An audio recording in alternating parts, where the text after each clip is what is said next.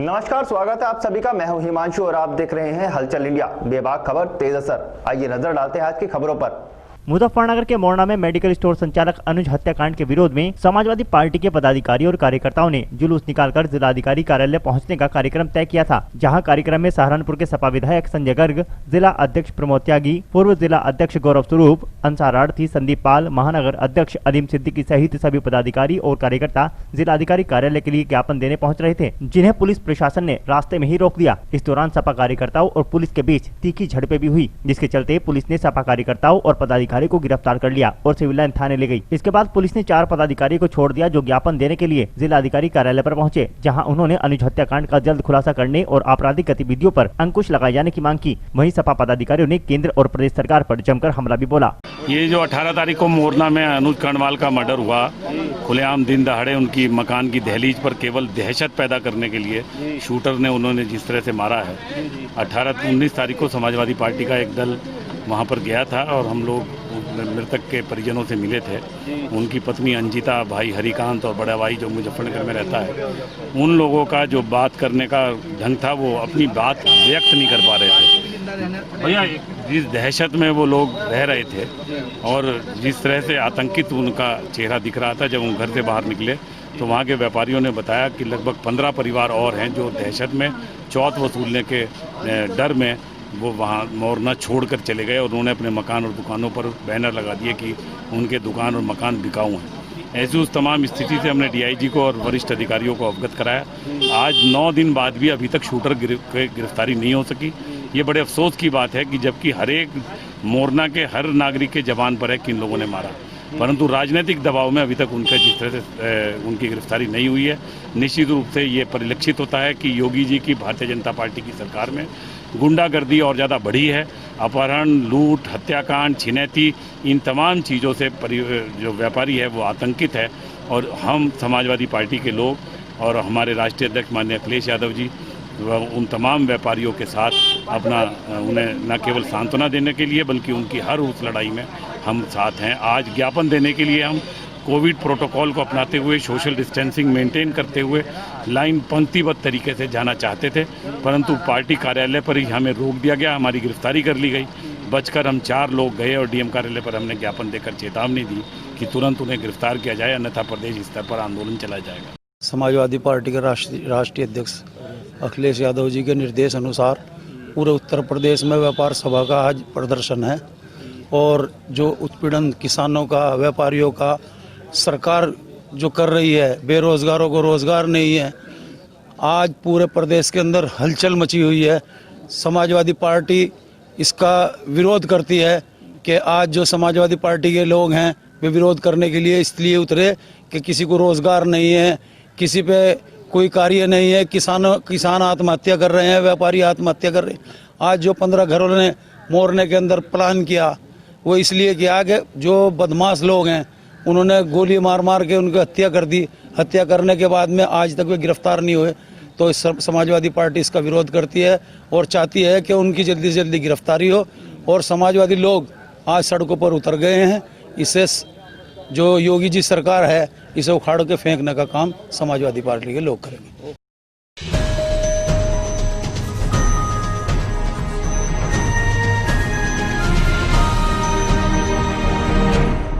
जनपद मुजफ्फरनगर के विद्युत कर्मचारी निजीकरण के विरोध में पूर्व जिला अध्यक्ष समाजवादी पार्टी गौरव स्वरूप से मिले और अपना एक ज्ञापन उन्हें सौंपा, जहां पूर्व जिला अध्यक्ष गौरव स्वरूप ने विद्युत कर्मचारी को समर्थन किया और उनकी लड़ाई को लड़ने का भरोसा दिया। दरअसल विद्युत कर्मचारी संयुक्त संघर्ष समिति के बैनर तले दर्जनों की संख्या में विद्युत अधिकारी और कर्मचारी पूर्व जिला अध्यक्ष समाजवादी पार्टी के नई मंडी स्थित आवास पर पहुंचे, जहां उन्होंने एक ज्ञापन उन्हें सौंपा। इस दौरान उन्होंने विद्युत विभाग का निजीकरण करने के संबंध में सरकार की मंशा को उनके समक्ष रखा। पूर्व जिला अध्यक्ष समाजवादी पार्टी गौरव स्वरूप ने उनके आंदोलन को अपना समर्थन दिया और उनकी लड़ाई को पार्टी स्तर पर उठाने का आश्वासन दिया।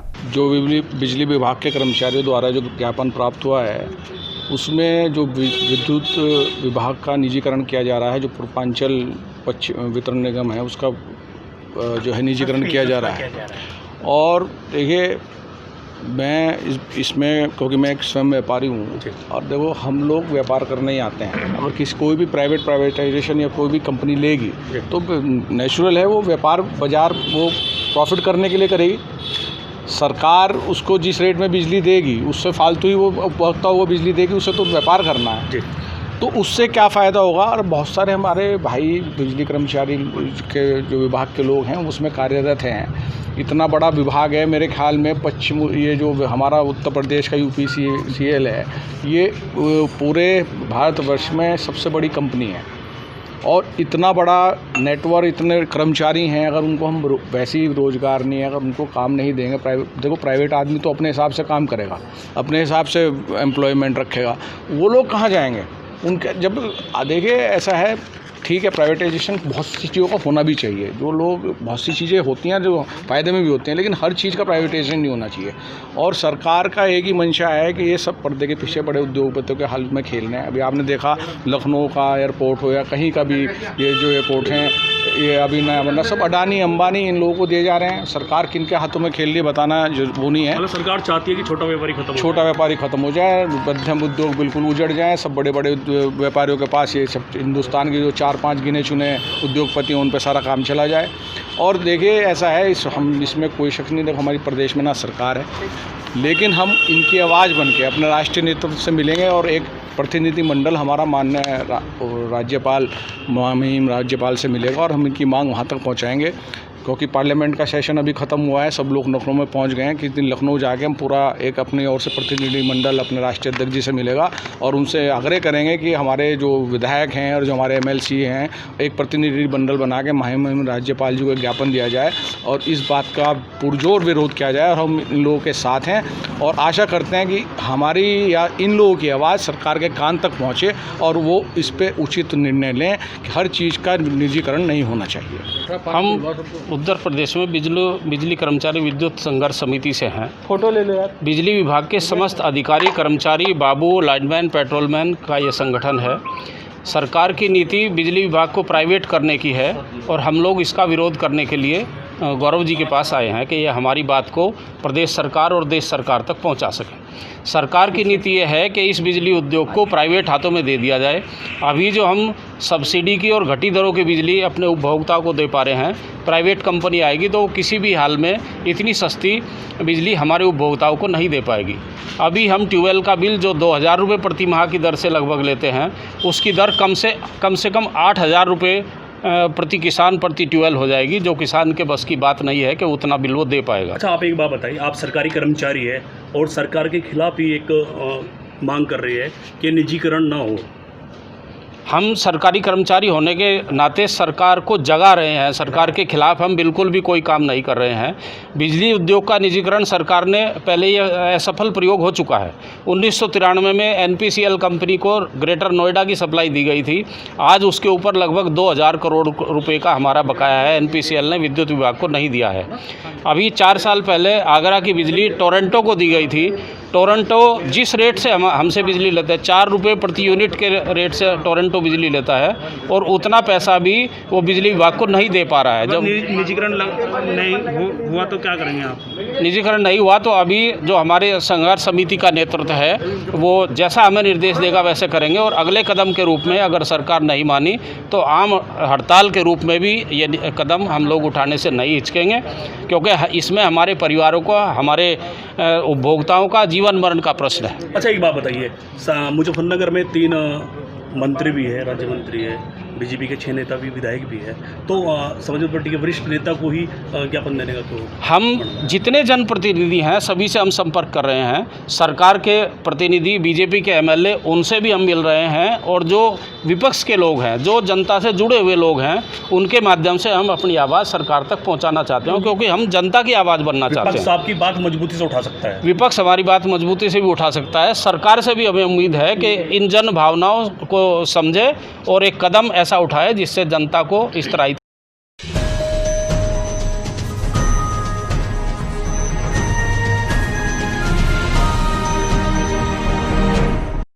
मुजफ्फरनगर के नोडल अधिकारी नियुक्त किए गए इंद्रमणि त्रिपाठी जनपद में पहुंचे, जहां उन्होंने जिला पंचायत सभागार में सभी अधिकारियों की बैठक ली। इस दौरान उन्होंने कोविड-19 के संबंध में अधिकारियों से वार्ता की और कोविड के बढ़ते केस पर रोकथाम के निर्देश दिए। इस दौरान उन्होंने मास्क की अनिवार्यता और इस पर सख्ती अपनाने के निर्देश दिए। वहीं उन्होंने सोशल डिस्टेंसिंग व सार्वजनिक स्थानों पर थूकने वालों पर भी सख्त रवैया अपनाने के आदेश दिए। उन्होंने कहा कि कोविड के बढ़ते संक्रमण पर रोकथाम के लिए प्रशासन को विभिन्न तरीके अपनाने होंगे ताकि कोरोना के केस पर नियंत्रण हो सके।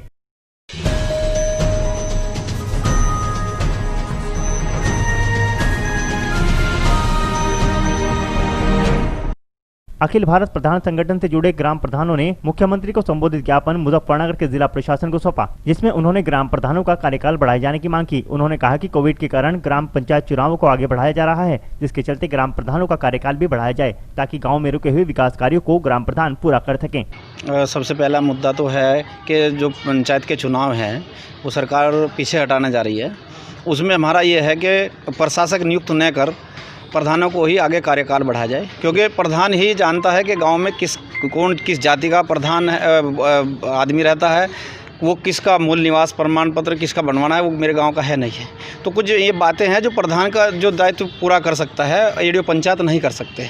बस सीधा सा मसला है कि आप लोग चाहते हैं कि 1 साल का कार्यकाल ग्राम प्रधान का बढ़े। हाँ, जितना भी कार्यकाल बढ़े उसमें कार्यकाल में प्रधान को ही पूरी अथॉरिटी होनी चाहिए।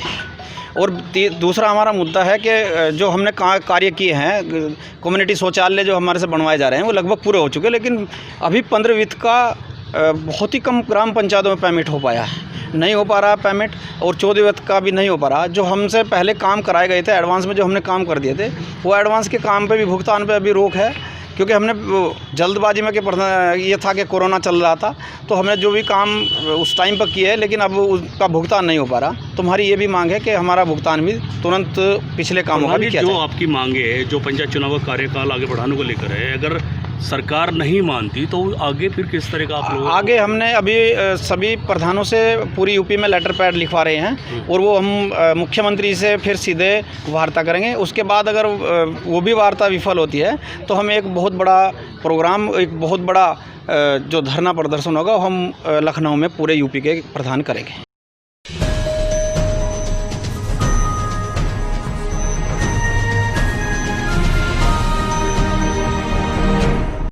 जनपद मुजफ्फरनगर के चरथावल कस्बे में नगर पंचायत चरथावल द्वारा कोविड जांच व हेल्प डेस्क बनाया गया है, जिसका उद्घाटन राज्य मंत्री विजय कश्यप ने फीता काटकर उद्घाटन करते हुए कहा कि केंद्र सरकार प्रधानमंत्री नरेंद्र मोदी के नेतृत्व में कोविड-19 से बचने के लिए भरपूर प्रयास कर रही है। वहीं यूपी में भी योगी आदित्यनाथ के नेतृत्व में यूपी सरकार कोविड-19 से बचाने हेतु प्रयास कर रही है। इसी के अंतर्गत कोविड-19 जाँच व केंद्र की स्थापना की गई है, जिससे लोगों को जाँच कराने में आसानी हो और कोविड-19 संबंधी जानकारी करने में कोई परेशानी न हो। इस मौके पर एसडीएम सदर दीपक कुमार, चरथावल चेयरमैन सत्येंद्र त्यागी, ईओ मनोज कुमार, प्रभारी चिकित्सा अधिकारी डॉक्टर सतीश, मंडल अध्यक्ष मनीष गर्ग, प्रवीण राणा, दुष्यंत पुंडीर, वरिष्ठ लिपिक महेश आदि मौजूद रहे।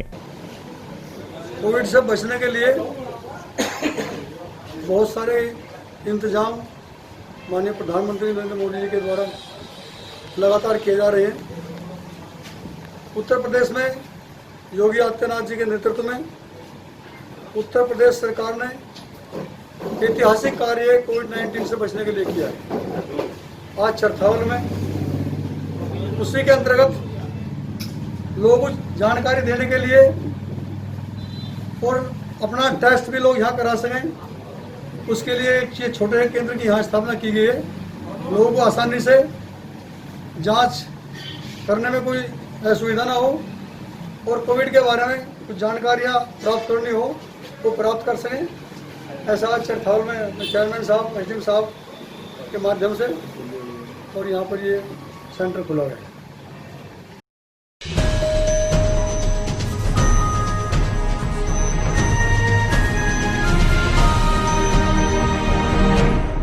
मुजफ्फरनगर की जिला अधिकारी सेल्वा कुमारी जे ने कलेक्ट्रेट परिसर स्थित जिला बाल संरक्षण इकाई कार्यालय का औचक निरीक्षण किया। जनपद मुजफ्फरनगर के कलेक्ट्रेट परिसर स्थित जिला बाल संरक्षण इकाई कार्यालय का शासन के निर्देशों के क्रम में जिलाधिकारी सेल्वा कुमारी जे ने आज औचक निरीक्षण किया। जिलाधिकारी सेल्वा कुमारी जे ने जहां पर फाइलों के रखरखाव एवं साफ सफाई की व्यवस्था को देखा, वहीं जिलाधिकारी ने जिला प्रोबेशन अधिकारी को आदेशित किया कि उनके कार्यालय पर आने वाले सभी फरियादियों की फरियाद सुनी जाए एवं तुरंत ही उसका निस्तारण किया जाए।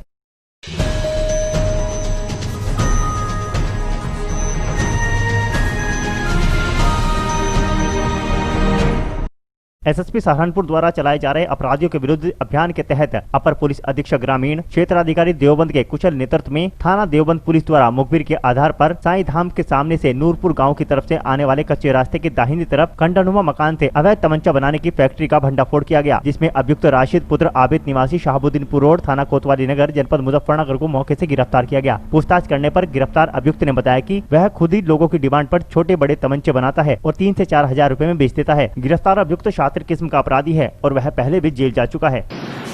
देवबंद थाना द्वारा आज एक अवैध अस्त्र बनाने की फैक्ट्री को पकड़ा गया है, जिसमें राशिद नाम के व्यक्ति को गिरफ्तार किया गया है और इसे नूरपुर गांव जाने वाले रास्ते के बगल में जो खंडर है वहां से इसको भारी मात्रा में अवैध असलों के साथ और अवैध असलों को बनाने की मशीनरी के साथ गिरफ्तार किया गया है। ये व्यक्ति पहले भी जेल जा चुका है और इसका आपराधिक इतिहास रहा है। ये पहले भी अवैध तमंचे ही बनाया करता था और ये लोकल डिमांड के आधार पर 2 से 5 हजार के बीच में एक अवैध तमंचा बेचा करता था।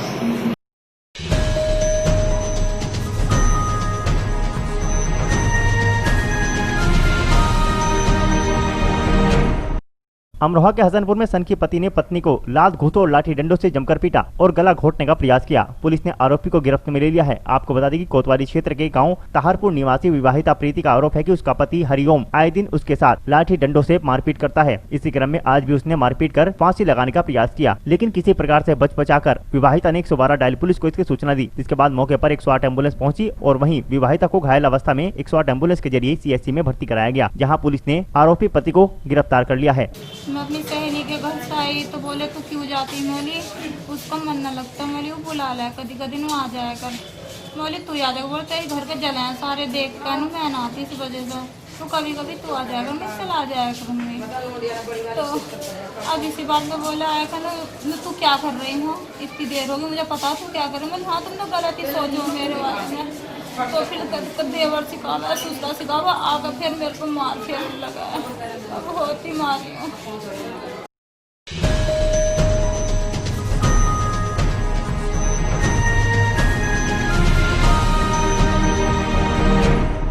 अमरोहा के हसनपुर देहरा मिलक पूर्व प्रधान एवं भाजपा बूथ अध्यक्ष की गोली मारकर हत्या कर दी गई। पुलिस ने शव को पोस्टमार्टम के लिए भेज दिया। विदित रहे कि तहसील क्षेत्र के सैदनगली थाना इलाके के गांव देहरा मिलक निवासी ओम प्रकाश पूर्व प्रधान और वर्तमान में भाजपा के बूथ अध्यक्ष थे। उनके परिवार में पत्नी उर्मिला के अलावा 4 बच्चे हैं। शुक्रवार की रात करीब 8:30 बजे ओम प्रकाश अपने घर पर थे, तभी घर में उनके पुत्र राजीव से कहासुनी हो गई और बाद में उनकी संदिग्ध हालत में गोली लगने से मौत हो गई। घटना के बाद से ही उनका बेटा राजीव फरार हो गया। फिलहाल पुलिस ओम प्रकाश हत्याकांड को पिता पुत्र से जोड़कर चल रही है। बताया जा रहा है कि तमंचा घर में एक चारपाई पर रखा मिला। घटना से परिजनों में कोहराम मच गया। सैदनगली थाना क्षेत्र में एक व्यक्ति के घर में रात को 8 बजे मृत्यु होने की सूचना प्राप्त हुई है। बताया जाता है कि घर के अंदर ही गोली चली है। शव का पंचायतनामा भरकर पोस्टमार्टम के लिए भेज दिया गया है। घटना के कारण के संबंध में घर वालों से पूछताछ की जा रही है।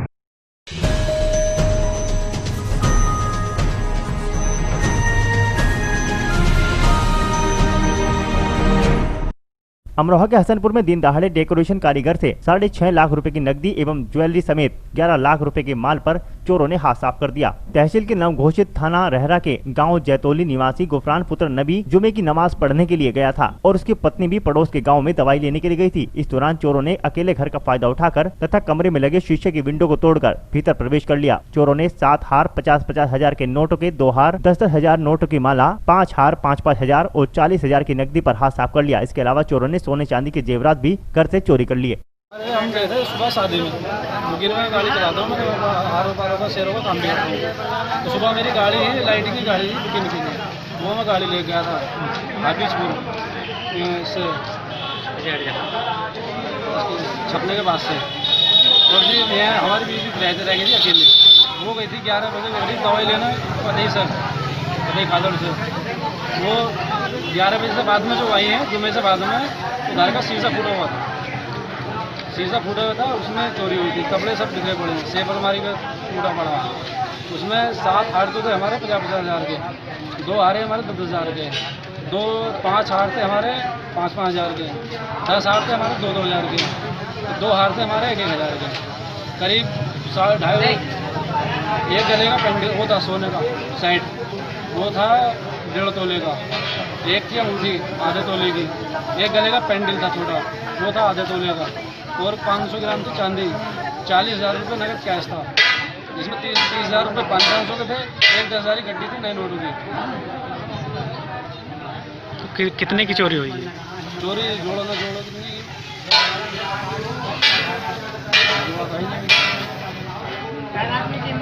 तो उस समय कोई भी आपके मकान में मौजूद नहीं था? परिवार का कोई भी सदस्य नहीं था? हम 2 जने रहते हैं यहाँ पे, हम बाकी रहते हैं सब अंदर, हमारे घर है अंदर हवेली है, बाकी रहते हैं पुरानी हवेली है। यहाँ पे मैं रहता हूँ 1 साल से, 1 साल से हम 2 जने रहते हैं। मकान के ताले नहीं लगे हुए थे? ताला लग रहा था, शीशा तोड़ के पड़ा, बाहर से गेट कुंडी लगा हुई थी, ताला नहीं था मेन गेट पर, अंदर कमरे का ताला लगा हुई थी, शीशा तोड़ गई ईंट से जब अंदर पड़े।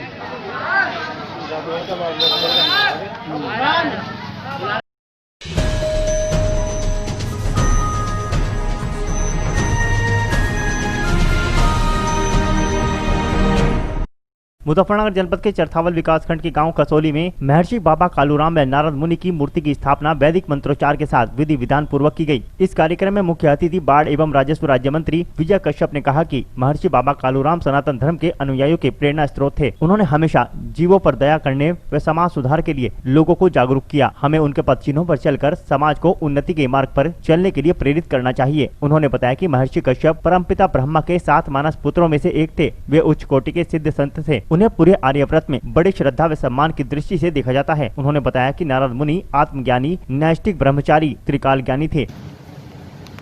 कसौली में महर्षि कश्यप जी की मूर्ति का अनावरण और वहाँ पर भंडारे का लोगों ने व्यवस्था की थी। गांव के जिम्मेदार लोग सोशल डिस्टेंसिंग के हिसाब से आज वहाँ इकट्ठे हुए, हवन और भंडारा किया। उसी कार्यक्रम में हम भी आज पहुँचे थे।